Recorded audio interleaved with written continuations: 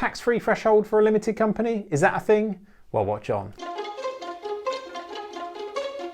As a business accountant, my team and I spend all day long helping business owners on their journey.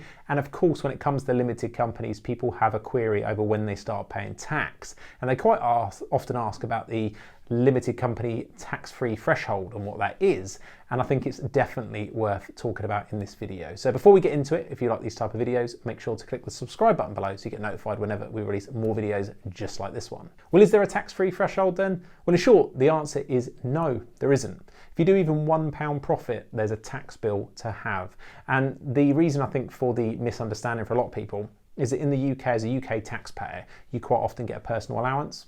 And say for a sole trader in business, if it's their only income, they might not start paying tax until they earn about 12.5k at the time of recording this video, roughly, before they start paying tax. And I think people therefore think, well, in a limited company, that's the same thing.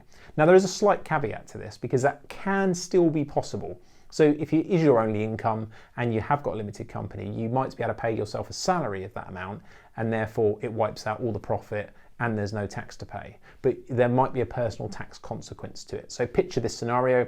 You've got £12,000 profit sitting there. You would normally pay your corporation tax bill on that, and then you go and declare yourself a £12,000 salary. So your profit's now zero. There's no tax because you've not made any money. That's your company over here. And then if you take you over here as an individual, you've now got £12,000 being taxed on your personal tax return. Now, if you've got no other income and you've got that, say, 12.5k annual personal allowance on that tax return as you as a UK taxpayer, then there's no tax to pay there. So in theory, it kind of looks and feels a little bit similar, but that rarely is the situation we're talking about. Normally what happens is somebody's got a side hustle. So they've got an employed job earning, say, 25 grand. That's using up all of their 12.5k-ish personal allowance here. And then every penny then that the company makes, there's no point declaring any salary here, because if you did declare salary to wipe out the company's profit, all you're doing is moving it over here and paying more money. So it doesn't normally happen. So therefore there's a tax bill to pay and there's a corporation tax return to do and everything else. So in short, hopefully I've explained that well enough in that example. There is no tax-free threshold. Sadly, if you earned £1, you're gonna have to pay some tax on it. You're gonna have to do all the reporting and everything else that goes with it. So there you go.